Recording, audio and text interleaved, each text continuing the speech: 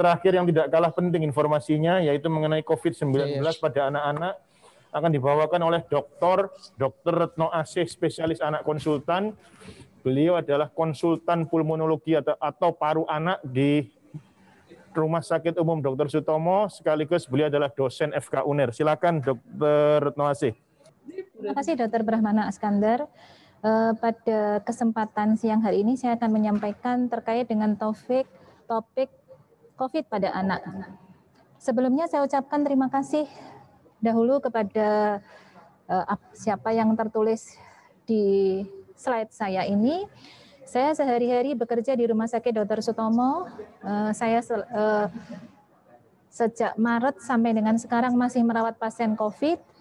Dan terima kasih kepada semua jajaran yang terlibat di Rumah Sakit Dr. Sutomo, mulai dari direktur, tim Binere, ketua IDAI, ketua ID, dalam hal ini adalah Dr. Brahmana, teman seangkatan saya di Fakultas Kedokteran, tim mikrobiologi, dan tidak lupa juga para tim keperawatan, adik-adik PPDS yang lagi ngambil spesialis anak, dan juga kepada masyarakat. Saya ucapkan terima kasih atas kerjasamanya dalam hal ini dengan menjaga protokol kesehatan, merupakan suatu hal yang sangat berharga buat kami yang bekerja merawat pasien COVID. Slide berikutnya. Ya, mungkin sekedar bayangan bahwa selama ini kita merawat pasien COVID bukan tanpa pedoman, bukan seenak dokternya. Dokter A pengennya merawat COVID model A, dokter B merawat COVID model B, tidak. Jadi kita mempunyai pedoman yang selalu berubah. Kita lihat perubahan-perubahan yang cukup terus berlangsung dikaitkan dengan perkembangan ilmu yang luar biasa terkait COVID ini, karena kita tahu bahwa virus ini merupakan suatu virus yang baru yang kita semua di sini juga masih belajar, masyarakat belajar, para dokter juga belajar. Berikutnya untuk anak ini, maka kita lihat di sini bahwa ada khusus dari Ikatan Dokter Anak Indonesia yang membuat suatu guideline terkait dengan COVID ini. Saya tidak bisa mengoperasikan dari sini ya. Nah, sekarang adalah apakah COVID pada anak itu sebenarnya ada? Kita ini pasti akan menjadi pertanyaan buat ibu-ibu, buat kita semua. Beberapa hari yang lalu ada seorang pasien COVID yang kami rawat yang meninggal. Orang tua menanyakan, betul anak saya COVID, dokter? Apakah dokter tidak meng-COVID-COVID-kan anak saya? Ya. Kebetulan keluarganya ini semua mendatangi kami meminta kejelasan apa memang betul anak saya ini hasilnya positif. Kalau meninggal karena prosedural COVID yang harus kita lakukan, pemulasaran jenazah sesuai COVID ini harus kita jelaskan. Ternyata memang COVID itu nyata dan memang ada, bukan hanya terkena pada orang dewasa, orang tua, anak-anak pun ada. Coba kita lihat data-data yang telah ada. Slide berikutnya. Ya. Saat ini menunjukkan bahwa ini per Juli, kita lihat jumlah kasus COVID yang trennya saat itu mulai puncak-puncaknya Mei, Juni, Juli, ya, yang katanya sekarang Surabaya sudah mulai hijau. Apakah memang betul Surabaya ini hijau atau orange atau merah? Kita lihat lagi. Nah, pada saat per 6 Agustus ada 1.480 anak di Jawa Timur yang terkonfirmasi positif. Definisi anak itu adalah 18 tahun ke bawah. Di sini kalau data dari Dinas Kesehatan Provinsi Jawa Timur itu membaginya menjadi kelompok umur 17. Jadi kita lihat kurang lebih 1.480 anak yang terkonfirmasi positif COVID. Dan ini angkanya 6,8%, cukup tinggi. Karena kalau kita baca dari beberapa literatur di luar negeri angkanya tidak setinggi itu. Angkanya hanya kurang lebih sekitar 24%. Kita angkanya cukup tinggi. Slide berikutnya. Ya. Kalau kita lihat di sini per kelompok umur, ya kita lihat juga bahwa anak-anak pun yang warnanya kuning juga ada yang dirawat dan bahkan ada yang meninggal. Berikutnya. Nah, ini data per 12 November. Jadi 2 hari yang lalu kita lihat. Walaupun trennya memang mulai turun, ya, tapi kita lihat masih cukup banyak angka kejadian COVID di sekitar kita. Yang sebelumnya sekitar 22 ribuan, menjadi 55 ribuan total kasusnya. Next. Dan kita lihat di sini jumlah anak proporsinya cukup meningkat. Dari tadi yang 6,9, 6, sekian persen, sekarang 8, sekian persen. Jadi kurang lebih sekitar 4.800 anak yang sudah terkonfirmasi oleh COVID. Ya. Berikutnya, nah kita lihat di sini kasus meninggal, ya juga anak-anak pun ada. Next, di Sutomo. Update per 31 Juli, saat itu kita merawat sudah 20 anak yang terkonfirmasi COVID dengan meninggal 3 anak, di mana 2 anak yang meninggal itu diantaranya menggunakan alat bantu nafas. Slide berikutnya. Ya. Sedangkan update tanggal 12 November kemarin, kita sudah merawat 67 anak dan bayi yang positif. Jadi dari sekian tadi peningkatannya cukup banyak, hampir 2 kali lipat. Di mana pada kasus anak, kasus yang positif 60 anak, meninggal 7 anak, bayi yang termuda yang terkena adalah usia kurang lebih 3 bulan. Dari sekian 60 tersebut, isolasi mandiri sebanyak 16 pasien, sisanya rawat inap. Tadi Dr. Tauhid sudah menjelaskan tentang ibu yang bagaimana kalau hamil terkena COVID. Kami sudah mendapatkan 7 bayi yang positif COVID yang terlahir dari ibu yang terkonfirmasi COVID. Jadi cukup tinggi juga angkanya. Slide berikutnya. Sebenarnya bagaimana sih anak itu bisa tertular? Ya, kalau kita lihat, coba slide berikutnya. Nah, sebenarnya kita lihat di sini pola transmisi SARS-CoV-2 penyebab COVID ini pada anak sangat dinamis. Ya, memang pada umumnya karena anak ini jarang keluar, maka terutama sebagai sumber penular itu adalah orang-orang di sekitarnya. Jadi umumnya di sini adalah yang menulari adalah keluarganya, klaster orang tuanya. Jadi kalau yang pertama kali kena itu umumnya bukan anak nulari orang tua, tetapi anak orang tua yang menulari anak-anaknya. Yang perlu kita perhatikan tadi dari kasus COVID dewasa yang semakin meningkat, maka otomatis akan membawa konsekuensi anak yang terinfeksi itu juga akan semakin meningkat. Ya, saya buat contoh kasus baru, seorang anak umur 13 tahun, seumuran anak saya yang terakhir, ya, dia datang dengan keluhan COVID yang menimbulkan komplikasi berbagai macam, mulai dari kerusakan dari pipa saluran nafasnya yang memang akhirnya pasien ini tidak tertolong. Maka anak ini selama ini tidak pernah kemana-mana. Dia hanya daring di sekolah, daring di rumah, sekolah tidak masuk. Hanya di rumah. Bagaimana anak ini kena? Ternyata bapak ibunya positif, bapak ibunya tanpa gejala, dan kebetulan si ibu ini buka salon di rumah yang masih menerima customer. Jadi kita bayangkan dengan begitu otomatis keluar masuknya orang membawa virus itu tidak akan bisa terbendung. Akhirnya anak ini memang tidak tertolong. Ya, karena komplikasi yang ditimbulkan sangat berat. Slide berikutnya. Nah, bagaimana kita mengenali gejala COVID pada anak? Slide. Yang pertama kita lihat, gejala pada anak ini sangat bervariasi. Ya, sebagian besar memang dikatakan tidak bergejala. Tetapi di rumah sakit kami, karena kebetulan rumah sakit kami, Rumah Sakit Sutomo ini adalah rumah sakit rujukan, maka pada umumnya gejala yang muncul adalah mulai dari sedang sampai berat. Gejala apa yang muncul? Banyak. Jadi COVID bukan hanya kena saluran nafas pada anak-anak.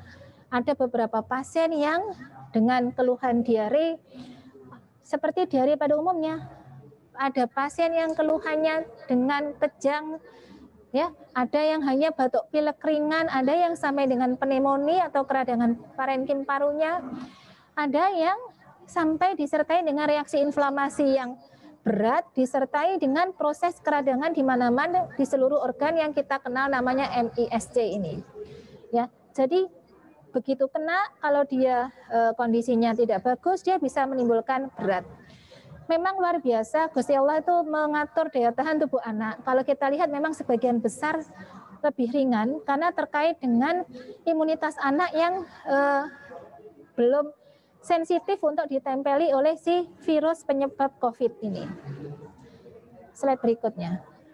Bagaimana dengan bayi? Sebagian besar pada umumnya bayi yang terkena positif di tempat kami tidak menimbulkan gejala. Tetapi apabila menimbulkan gejala, pada umumnya akan lebih berat terkait dengan sistem imun bayi baru lahir yang sangat tidak bagus. Jadi gejala yang ditimbulkan bukan hanya terkait dengan gejala dari COVID-nya itu sendiri, tetapi dengan rangkaian kondisi yang lain. Apakah itu dikatakan tanda kutip penularannya melalui apa? Memang untuk dari ibu ke bayi ini tidak bisa disimpulkan secara jelas bagaimana risiko penularannya dari ibu kalau hamil, sehingga saya bisa mencegah supaya anak saya yang di kandungan ini tidak menjadi positif COVID. Slide berikutnya. Pemeriksaan apa yang diperlukan kalau kita mencurigai seorang anak terinfeksi oleh virus COVID-19 ini nanti? Kalau pemeriksaan darah itu tergantung dari indikasi apa yang kita inginkan. Jadi darah lengkap gambarannya juga nggak selalu khas. Kita memerlukan beberapa pemeriksaan tergantung dari kondisi anak. Apakah ini ada pengaruhnya ke ginjal, pengaruhnya ke jantung, ke sistem darah dan lain sebagainya. Foto, ya kita sesuaikan apakah memang cukup foto polos dada atau sampai dengan CT scan dada. Pemeriksaan PCR yang kita kenal dengan pemeriksaan swab selalu kita pakai sebagai bukti dasar pembuktian apakah pasien kita ini COVID atau bukan. Bagaimana dengan pemeriksaan rapid test yang begitu marak digunakan? Pemeriksaan rapid test ini tidak menjadi dasar diagnostik kita untuk menentukan pasien ini COVID atau tidak. Karena faktor perancunya banyak dan yang perlu diperhatikan sensitivitasnya juga sangat bervariasi tergantung dari alat. Kita tahu rapid test tadi sudah dijelaskan oleh Dr. Mustafa, ada yang antibodi, mengukur antibodi di dalam tubuh kita atau antigen, melihat apakah ada virus atau tidak. Slide berikutnya. Kita lihat di sini, kalau tadi ada pertanyaan terkait dengan rapid test itu kan ada beberapa yang dites ya. Ada yang menilai IgM-nya saja, IgM ada yang total, ada yang membedakan IgM, IgG ya. Kalau yang total ini akan sulit karena kita tidak bisa membedakan ini IgM atau IgG. Padahal kalau IgG itu kita tahu akan begitu lama dia akan selalu positif. Jadi mau diulang-ulang berapa kali, 2 minggu sekali, dia akan lama hilangnya. Tetapi apabila IgM, dia akan menunjukkan hasil positif setelah sakit minggu ke-2. Sebaliknya, yang perlu diperhatikan di sini adalah, kalaupun misalnya sama-sama reaktif, itu juga bisa menunjukkan cross reactivity dengan virus corona yang lain. Sehingga tidak selalu kalaupun itu reaktif, itu pertanda dia betul-betul terinfeksi oleh COVID-19. Oleh karena itu harus dibuktikan dengan swab yang positif. Ya. Nah, bagaimana pengobatannya? Ya, next. Pada umumnya COVID pada anak itu kalau ringan, dia tidak perlu memerlukan pengobatan khusus. Ya. Sedangkan apabila gejalanya sedang atau berat, maka pasien harus menjalani rawat inap di ruang isolasi sampai terbukti bukan COVID. Obat-obat apa yang bisa diberikan selama menjalani rawat inap? Mulai dari cairan, oksigen, vitamin, antibiotika, antivirus, karena terkait dengan efikasi obat yang sampai sekarang belum terbukti ini betul-betul manjur, hanya diberikan pada kondisi yang sangat berat. Karena kita tahu bahwa virus ini baru, tadi seperti yang saya katakan, kita semua sedang belajar terkait dengan virus ini. Baik si masyarakat, dokter juga lomba-lomba belajar. Bagaimana kita bisa mengatasi virus ini supaya tidak terus bersama kita. Slide berikutnya. Nah, ini kita lihat. Ini ruang perawatan di Rumah Sakit Dr. Sutomo. Ya, setiap kali saya masuk ruang isolasi, selalu saya beritahukan ibunya, Bu, ibu nggak boleh stres, karena otomatis ibunya setiap kali datang dokter, datang perawat, melihat dokter dan perawat yang selalu berbaju seperti itu. Anaknya apalagi, Nah, kalau ibunya stres, maka si anak ini akan ikut stres. Karena saya seringkali kebetulan ada seorang putrinya tenaga kesehatan yang juga kita curigai itu setiap malam telepon saya, dokter, gini ya, kita video call, sudah nggak boleh stres. Kita lihat di sini ya, bahwa pasien hanya boleh ditunggu 1 orang, bapaknya tidak boleh nunggu, bapaknya cuma boleh datang, menyerahkan baju atau apapun keperluannya, setelah itu pulang. Ya karena kita tidak tahu posisi bapak ini juga pembawa virus atau tidak. Ya, slide berikutnya. Nah, kita lihat ini, ruangannya begitu kita batasi. Tidak boleh semua gampang masuk, tidak boleh semua gampang jenguk. Kalau kita mau ketemu orang tuanya yang lain, misalnya ibunya yang di dalam, kita ketemu bapaknya, itu disediakan kursi di depan, saya duduknya mengedukasi, memberitahunya juga nggak boleh dekat-dekatan, harus jaga jarak. Ya, kita taruh di ruang terbuka supaya kalaupun ada virus kita bisa resikonya lebih kecil dibandingkan kita di ruang tertutup. Ya, berikutnya. Ya. Nah, kemudian bagaimana pada bayi baru lahir? Kalau dia tanpa gejala, ya setelah terbukti memang COVID positif tanpa gejala, tidak ada apapun, rawat di rumah. Ya, rawat di rumah, tapi dipastikan juga bahwa yang di rumah juga harus betul-betul memperhatikan semua pola hidup sehatnya. ASI tetap boleh diberikan. Ya, jika tidak memungkinkan, ya ibunya masih dirawat ASI perah dengan memperhatikan protokol yang telah diedukasikan oleh dokter. Tetapi apabila bergejala, rawat inap. Kembali lagi, pengobatan, penggunaan antivirus masih belum banyak di pengalaman apalagi pada bayi baru lahir. Slide berikutnya. Nah, ini kita lihat, kalau ibu mau melahirkan dan terduga ini COVID, perawat maupun dokter anaknya harus siap memperlakukan bayi itu sebagai positif COVID sampai terbukti bukan COVID. Slide berikutnya. Ya. Nah, ini ruangan isolasi untuk bayi-bayi.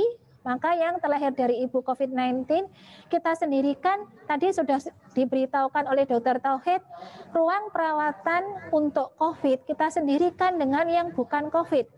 Jadi pasien tidak boleh takut membawa anaknya datang ke rumah sakit. Tidak boleh merasa nanti anak saya pasti akan di-COVID-kan. Tidak, gitu ya. Slide berikutnya. Nah, kemudian ini edukasi yang kita berikan terkait dengan bagaimana kalau bayinya terlahir dari ibu yang COVID, bagaimana cara mencuci tangan, bagaimana cara memerah ASI. Ya, itu kalau misalnya ASI perah bagaimana caranya. Slide berikutnya. Next. Nah, ini juga yang kita berikan bagaimana cara memberikan ke bayi, bagaimana cara membersihkan pompa dan lain sebagainya. Kita berikan suatu leaflet untuk memudahkan ibu dan yang di rumah menerapkannya. Slide berikutnya. Nah, pencegahannya. Slide. Ini pasti akan sering menjadi pertanyaan, bagaimana supaya anak saya nggak kena COVID? Ya, apakah dengan memakai masker seperti ini, menutup muka, menutup hidung? Ini nyata.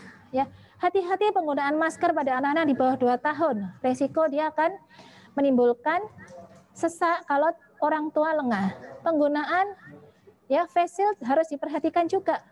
Itu adalah salah satu, ini contoh yang salah. Yang nggak boleh. Kadang-kadang saya masih menemukan, saya belanja di masih menjumpai ibu-ibu yang hanya menggunakan face shield tanpa menggunakan masker. Itu hal yang keliru, ya.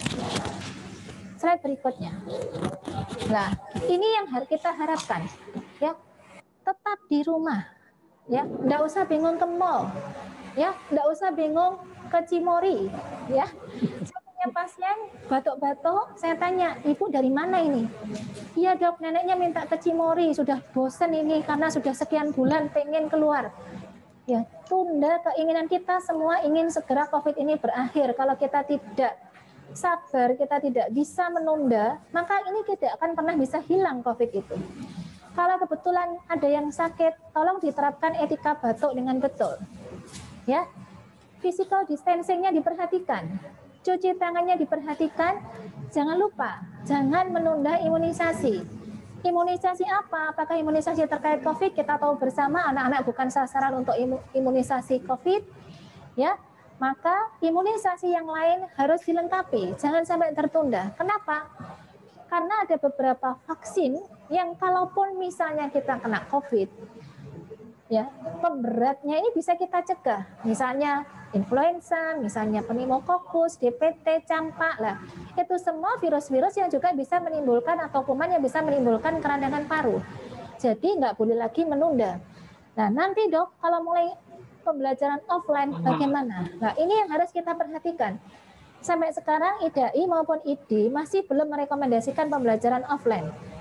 Kita tahu, ya anak-anak apakah coba kalau misalnya anak-anak ya usia SMP, SMA mungkin masih bisa diatur, tetapi diatur ini juga sangat tergantung anak. Sama teman-temannya nanti bingung foto selfie dempet-dempetan. Nah, itu juga sudah hal yang menyulitkan lagi. Belum lagi adalah kesulitannya kita tidak tahu kondisi dari si anak apakah bawa virus yang kebetulan tanpa gejala juga, dan bagaimana gurunya, dan bagaimana tenaga yang lain yang ada di sekolah. Jadi kalaupun sampai diterapkan pembelajaran offline nanti yang perlu kita perhatikan, pasti pertimbangannya cukup berat untuk menerapkannya, dan itu pasti melalui pertimbangan yang luar biasa. Saya pribadi ya, kalau saya boleh milih ya, saya milih anak saya memang sekolahnya tidak di rumah. Kenapa? Di rumah itu pasti akan berbeda pembelajarannya dengan di sekolah. Anak-anak sudah mulai stres, ya nggak ada teman dan lain sebagainya. Itu kalau saya melihat dari aspek itu aja. Tetapi kalau melihat dari aspek kondisi sekarang yang dimana COVID itu ternyata kasusnya tidak semakin berkurang, tapi ini kelihatannya trennya mulai meningkat lagi. Mau nggak mau ya saya akan menghendaki anak saya tetap belajar di rumah. Slide berikutnya. Ya. Ini slide terakhir saya. Ya, saya selama ini di Rumah Sakit Dr. Sutomo dibantu oleh Dr. Arda, salah satu dari yang menggunakan hazmat itu ada Dr. Risaldo dan Dr. Arda. Perempuan ini adalah Dr. Putri, salah seorang siswa ya dokter yang ambil spesialis anak yang terkena COVID yang tidak tertolong. Dia adalah ibu dari 2 orang anak, ya ibu dua orang anak usianya masih yang pertama kalau tidak salah sekitar 6-7 tahun. Jadi anak ini sekarang menjadi seorang yatim karena ibunya terkena COVID dan tidak tertolong. Artinya apa?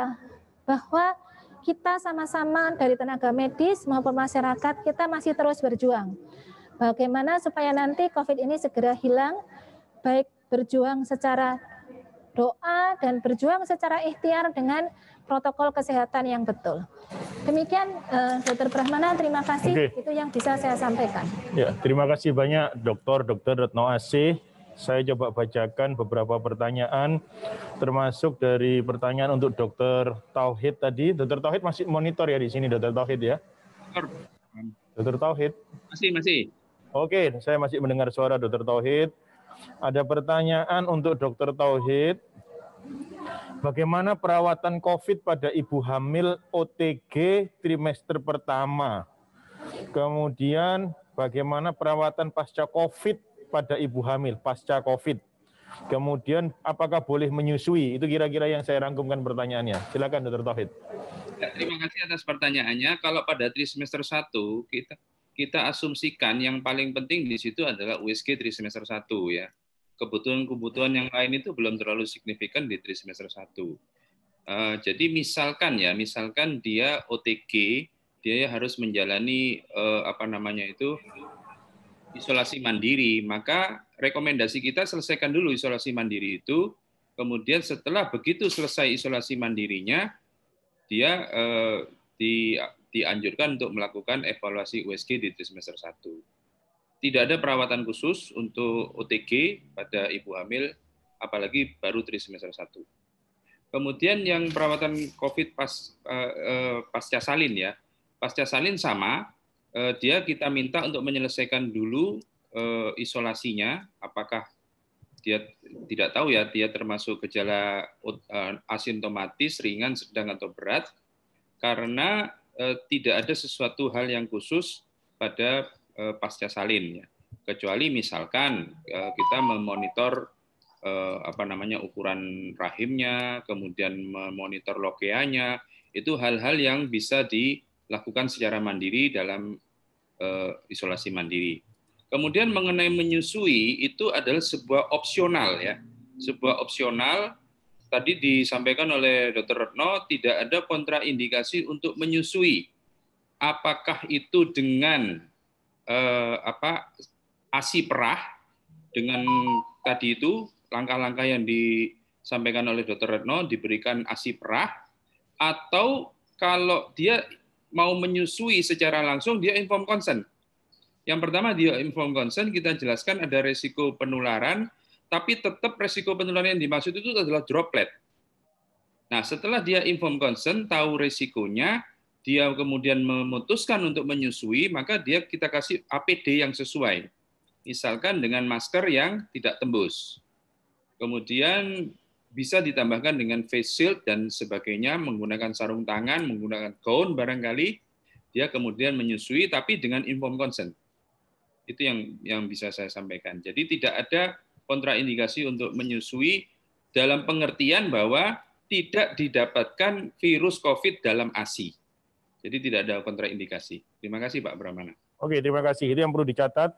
Jadi tidak terdeteksi virus pada ASI. Begitu ya Dr. Tauhid ya. Nah, satu pertanyaan lagi untuk Dr. Tauhid, mungkin juga mewakili banyak ibu-ibu.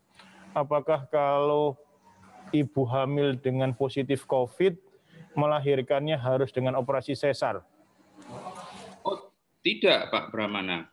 Jadi tidak ada indikasi sesar karena murni COVID ya. Cuman di awal-awal pandemi, saya boleh berterus terang bahwa rumah sakit itu tidak siap. Jadi dia tidak ada rumah sakit khusus COVID itu tidak ada. Pada awal-awal pandemi itu sama sekali tidak ada. Sehingga ketika kita harus menjadikan rumah sakit kita itu rumah sakit rujukan COVID, maka kita harus memilih mana yang akan kita modifikasi dulu. Kamar operasi dulu. Oke, kita modifikasi kamar operasi dulu. Kamar bersalinnya kan enggak. Kan butuh biaya gitu. Kalau semua secara simultan mau dimodifikasi akan butuh biaya. Nah, ketika itu yang diamankan terlebih dahulu kamar operasi, artinya begitu kita terima ibu hamil COVID, ya mau enggak mau pilihannya sesar. Karena kami harus mengamankan kamar bersalin kami supaya tidak campur dengan yang non-COVID. Tapi di akhir-akhir ini kami sudah siap. Kamar bersalin kami sudah siap, kamar operasi kami siap. Jadi tadi malam Sungsang melahirkan secara normal di kamar bersalin khusus COVID. Dan memang baru jadi kira-kira sekitar 1 minggu atau 2 minggu yang lalu. Demikian Dr. Brahmana, terima kasih. Oke. Terima kasih banyak Dr. Tauhid. Saya menginjak ke Dr. Retno AC. Yang pertama, apakah dampak jangka panjang pada bayi atau anak yang positif COVID dan kemudian sembuh? Apakah dampak jangka panjangnya? Ada beberapa pertanyaan, mungkin menyambung dari pertanyaannya Dr. Taufik tadi. Tauhid, ini ada yang menanyakan tentang IMD, Dr. Bambang. Oke, silakan. Ya. Kalau untuk IMD, kalau memang ibunya terbukti COVID, memang tidak dianjurkan untuk dilakukan IMD. Jadi nggak boleh selama ibunya terbukti positif COVID. Kemudian ada juga pertanyaan, kalau kemudian apakah sih faktor risiko anak terkena COVID? Secara khusus faktor risikonya, memang kalau kita lihat dikatakan seperti pada umumnya dewasa, kalau anak punya beberapa penyakit bawaan itu akan lebih besar, misalnya kelainan jantung, penyakit paru, misalnya asma, dan lain sebagainya, walaupun itu tidak secara jelas. Tapi banyak juga anak yang tanpa faktor risiko yang juga terkena COVID. Nah sekarang apabila dia terkena COVID, apa akibatnya? Ini yang akan sulit ditentukan, ya tidak bisa saya menjawab langsung menjadi ini begitu tidak, karena ini akan dipengaruhi banyak hal. Pertama adalah dari kondisi anak, ya. Yang kedua adalah dari jenis virusnya itu sendiri yang kita tidak tahu tipikal virusnya ini yang tanda kutip galak atau enggak, karena kita tahu sebenarnya untuk penentuan sifat galak enggaknya ini bukan hanya dari hasil swab positif negatif, ada lagi pemeriksaannya untuk penentuan jenisnya. Saya buat contoh Dr. Brahmana, satu kasus yang tadi saya ceritakan yang ibunya seorang pekerja salon, anaknya itu tidak ada keluhan apapun. Saya anamnesis, saya tanya berulang apa-apa, sehat, tidak ada apa-apa, tidak ada kelainan apapun, tapi kerusakan yang ditimbulkan itu luar biasa. Jadi dalam hal ini adalah kita nggak tahu Kalau yang virusnya ini nempelnya jinak, mungkin penyembuhannya bagus, bahkan dia tanpa gejala. Tapi apabila ini kebetulan nempel virusnya ini yang galak, maka kerusakan yang ditimbulkan itu akan luar biasa. Itu Dokter Pramana. Oleh karena itu di sini pencegahan menurut saya. Ya. Oke. Mungkin saya juga akan menanyakan sesuatu hal ke Dokter Retno Asih. Ini kan sekolah ini antara ada beberapa daerah yang mungkin sudah masuk kombinasi online dan offline. Ada juga yang masih didata oleh sekolahnya tentang komorbid pada anak. Kalau anak siswa itu mempunyai asma, apa ini termasuk terhitung komorbid, Dokter Retno Asih? Ya. Ya. Kemarin saya punya pasien, kebetulan pasien ini mau masuk pondok pesantren. Oke. Ya. Dan kita tahu bahwa pondok pesantren itu sudah terbuka sejak awal, gitu ya. Saya tanyakan, Ibu, persyaratan apa yang diperlukan untuk bisa masuk ke pesantren? Hanya rapid, Dok. Tidak swab, tidak, Dok. Rapid, kami tidak boleh menjenguk, begitu anak ini rapid negatif, sudah masuk beleng gitu ya. Kita nggak tahu di situ gurunya bagaimana. Kebetulan anak ini asma. Dia sehari-hari pakai inhaler. Ya, walaupun di beberapa literatur tidak jelas apakah asma itu akan memperburuk atau tidak, maka ini merupakan salah satu bahwa anak ini di saluran nafasnya ada proses keradangan yang akan berlangsung terus karena asmanya. Jadi saya katakan ke ibunya, saya pilih anak saya nggak naik kelas, Bu, ya, jadi nggak usah dimasukkan kalau saya, tapi keputusan di tangan ibu. Akhirnya anak itu memang tidak diikutkan masuk ke pondok.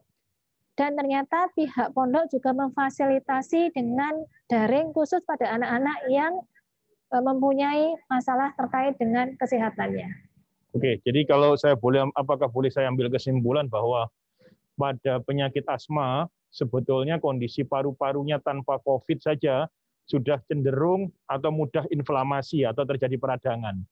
Kalau ditambah dengan COVID, di mana COVID terjadi peradangan hebat pada paru-paru, maka itu akan bertambah parah, begitu ya? Kira-kira begitu ya, Dokter Nasih ya. Jadi itu pendapat dari Dokter Nasih demikian. Mungkin saya coba bacakan satu pertanyaan lagi.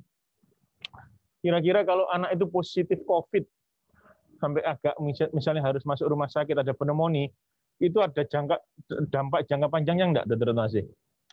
Kalau dia sampai terjadi proses peradangan paru. Ya. Tadi Dokter Pramana. Jadi sangat tergantung dari kondisi anak. Memang luar biasa banget ya. Anak itu luar biasanya itu dia relatif menurut saya relatif gejalanya tidak banyak yang berat. Tapi begitu berat, memang berat dan kita tidak bisa prediksi bahwa kalau dia punya komorbid dia akan lebih berat. Tidak. Ya. Seperti tadi yang saya buat contoh. Jadi kita nggak bisa anukan karena ini sangat tergantung interaksi dari individu. Yang kita juga nggak tahu di sini adalah terkait dengan tipe virusnya. Oke. Saya bertanya lagi kepada Dokter Tauhid. Masih monitor enggak ya Dokter Tauhid ya? Kalau saja masih monitor Dokter Tauhid. Masih. Oke. Dokter Tauhid, apakah ada insiden penularan dari ibu yang positif COVID ke anaknya yang positif COVID yang dilaporkan di dunia? Bagaimana? Dari apa? Apakah ada transfer dari ibu ke anak? Pada ibu hamil yang positif ke anaknya juga positif. Laporan dari dunia ada tidak? Oh, tidak. Sampai dengan sekarang itu tidak meyakinkan. Jadi pernah ada laporan bayi baru lahir jam-jaman ya. Jam-jaman itu sudah memiliki IgM COVID, tapi hanya satu itu. Jadi tidak konklusif. Kemudian plasenta dikatakan bahwa reseptor ACE yang reseptor yang tempat menempelnya COVID ini di plasenta itu sangat sedikit dan bahkan jumlahnya bisa diabaikan. Memang ada reseptor ACE di jaringan tubuh fetus. Tapi kalau virusnya itu tidak nyampe ke intraamnion, jadi ya tidak bisa tertransfer kepada fetus atau janin gitu. Cuman ini kan masih sedikit, penelitian itu masih terus dikembangkan, bukan tidak mungkin kelak barangkali jawabannya bisa berbeda Pak Pramana. Tapi hingga sampai dengan saat ini transplacental transmission itu belum terbukti. Ya, belum terbukti. Oke. Satu lagi pertanyaan penutup untuk Dr. Tauhid. Kalau ada ibu hamil pada awal kehamilan terkena COVID, kemudian sampai terjadi pneumonia dan akhirnya sembuh, apakah persalinannya juga sesar? Apa pertimbangannya kira-kira? Untuk ke persalinan yang akan datang atau yang sekarang? Kehamilan sekarang ini, dia kenanya pada trimester 1 sudah sembuh, waktu itu pneumonia. Kemudian nanti pada dia menginjak 9 bulan persalinannya dengan riwayat pneumonia, apakah harus sesar atau masih bisa mengejan lewat bawah? Oh ya, nanti kita kerjasama dengan Dr. Agus kan ya, dengan kelompoknya dokter spesialis paru. Faal parunya itu kita perlakukan sama dengan non-COVID. Misalkan pada asma akut yang berulang-ulang, kalau misalkan dokter parunya mengatakan ini tidak bisa mengejan, ya kita akan sesar. Demikian juga dengan paru-paru karena COVID ini, tadi Dr. Agus kan sudah mengatakan bisa tanpa sekuele, bisa dengan sekuele, tergantung pada saat dia terinfeksi itu fibrotiknya itu luas apa tidak. Kalau menurut Dr. Agus dia masih faal parunya masih baik, ya kita pervaginamkan, tapi kalau enggak ya kita sesar. Oke. Tergantung dari faal paru. Terima kasih banyak Dr. Tauhid. Kami atas nama alumni FK UNER 91 mengucapkan terima kasih atas perhatiannya. Semoga acara webinar ini bermanfaat. Salam sehat.